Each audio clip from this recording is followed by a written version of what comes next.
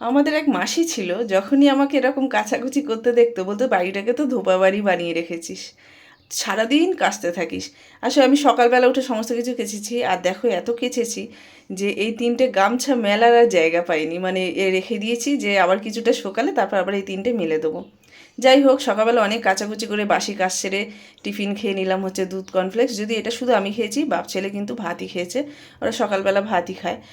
আর হচ্ছে আমি তাড়াতাড়ি করে কাজ সেরে তো রান্না থাকে, আবার ক্লাসও থাকে না আমার, ওই জন্য খুব তাড়াতাড়ি করে কাজ সারতে হয়। তার মধ্যে আবার ফোনেও সময় দিতে হয়, সবাইকে গুড মর্নিং পোস্ট থেকে শুরু করে কমেন্ট করা, আর এটা ঠিক মতন করতে পারি না বলে আমার প্রোফাইলটা পুরোটাই লাল হয়ে যাচ্ছে। যাই হোক, সব সময় সময়টা এত পাই না আমি। যখন পাই আমি তখন সবাইকে কমেন্ট করি, বা যার মানে সামনে আসে, প্রোফাইল সামনে আসে, আমি সেই প্রোফাইলে কমেন্ট করি।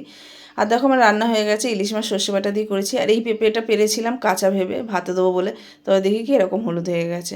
তা দুজনে মিলে খেয়ে নিলাম। যাই হোক, সব কাজবাজ সেরে পুজো দিয়ে নিয়ে আবার ক্লাসেও যেতে হয়।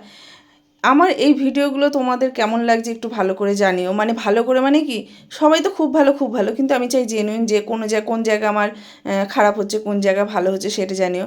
আর আমার এরপরে আমি কিছু মানে স্বাস্থ্য সম্পর্কে কিছু ইনফরমেটিভ ভিডিও আমি দেওয়ার চেষ্টা করব।